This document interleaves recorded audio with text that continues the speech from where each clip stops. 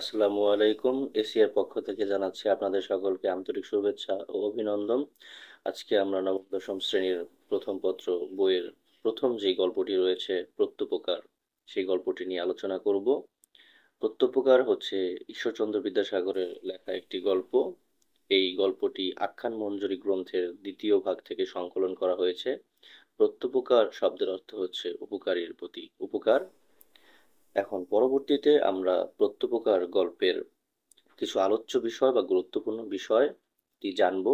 সেগুলো হচ্ছে, প্রত্যুপকার রচনাটিতে আলী ইবনে আব্বাস নামক এক ব্যক্তির প্রতি উপকারের কাহিনী বর্ণিত হয়েছে। কাহিনীটি খলিফা আল মামুনের সময়কালের ঘটনার উপর ভিত্তি করে রচিত। এখানে পরোপকারীর আশ্রয়দাতা, উপকারভোগী, একজন কৃতজ্ঞ ব্যক্তি এবং খলিফা আল মামুনের ন্যায়বিচার প্রতিফলিত হয়েছে। পরোপকারী আশ্রয়দাতা একজন সম্ভ্রান্ত ব্যক্তি। তিনি ডেমাস্কাসের অধিবাসী। খলিফা মামুনের সময়কালে ডেমাস্কাসের জনৈক শাসনকর্তা পদচ্যুত হন।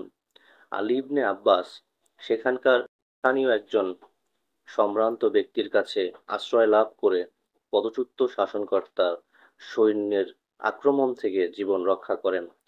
ঘটনাক্রমে কতিপয় নীচ প্রকৃতির লোকের ঈর্ষার শিকার হয়ে ডেমাস্কাসের ওই সম্ভ্রান্ত ব্যক্তি খলিফা আল মামুনের সৈন্যদল কর্তৃক বন্দী হন।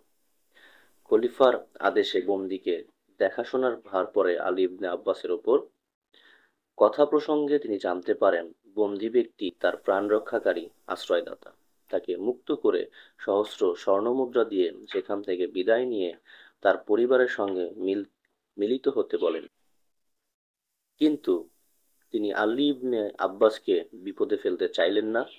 খলিফা তার উপর অক্রোধ হন। সেজন্য যথোপযুক্ত চেষ্টা করতে আলী ইবনে আব্বাসকে তিনি অনুরোধ করলেন।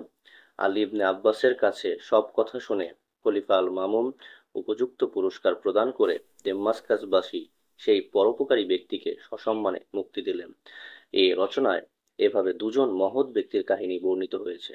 এদের একজন নিঃস্বার্থ পরোপকারী, অন্যজন সকৃতজ্ঞ প্রত্যুপকারী।